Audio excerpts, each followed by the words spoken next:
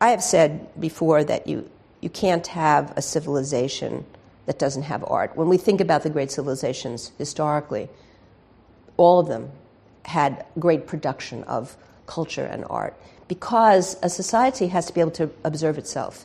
And the sophistication of the great civilizations were their ability to look at themselves. And what allows a society to do that are the producers of art and culture. It would mirror back to the core of the society exactly what is being produced at that moment, how people are thinking of themselves, and how individuals are relating to the social structure at that time.